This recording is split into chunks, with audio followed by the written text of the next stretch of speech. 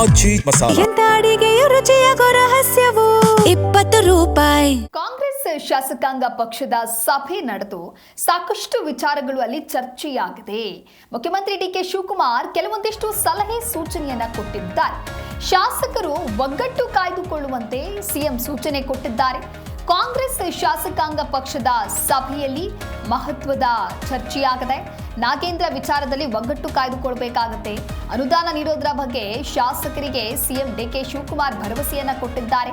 ಸ್ಥಳೀಯ ಸಂಸ್ಥೆಯ ಚುನಾವಣೆಯ ಮೇಲೆ ಎಲ್ಲರೂ ಕಾನ್ಸಂಟ್ರೇಟ್ ಮಾಡಿ ಗಮನ ಹರಿಸಿ ಪಕ್ಷ ಸಂಘಟನೆಗೆ ಒತ್ತು ನೀಡಬೇಕು ಅಂತ ಸಿಎಂ ಕೊಟ್ಟಿರುವ ಸೂಚನೆ ಇದು.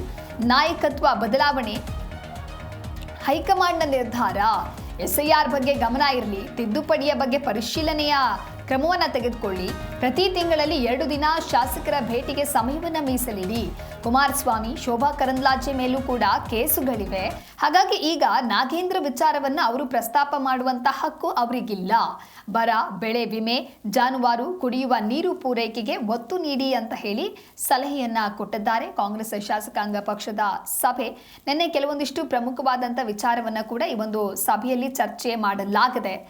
ಒಟ್ಟಾರೆ ಹೇಗೆ ವಿಪಕ್ಷಗಳು ಇದೀಗ ಸರ್ಕಾರದ ವಿರುದ್ಧ ತಿರುಗಿ ಬೀಳ್ತಾ ಇದೆ, ಅದಕ್ಕೆ ಯಾವ ರೀತಿಯಾಗಿ ರಣತಂತ್ರವನ್ನ ರೂಪಿಸಬೇಕು, ಹಾಗೆ ಆಗ್ತಾ ಇರುವಂತಹ ಹೋರಾಟಗಳು ಯಾವುದಿದೆ, ಕಾವೇರಿ ವಿಚಾರ ಆಗಿರಬಹುದು, ಬಿಡದಿ ಟೌನ್ಶಿಪ್ ವಿಚಾರ ಆಗಿರಬಹುದು, ಈ ಎಲ್ಲ ವಿಚಾರಕ್ಕೆ ಸಂಬಂಧಪಟ್ಟಂತೆ ಯಾವ ರೀತಿಯಾಗಿ ಪ್ರತಿಕ್ರಿಯೆಯನ್ನ ಕೊಡಬೇಕು, ಇನ್ನು ಕೆಲವು ಶಾಸಕರ ಸಲಹೆ ಸೂಚನೆಯನ್ನ ಕೂಡ ನಿನ್ನೆ ನಡೆದಿರುವಂತಹ ಮಹತ್ವದ ಸಭೆಯಲ್ಲಿ ಚರ್ಚೆ ಆಗಿದೆ.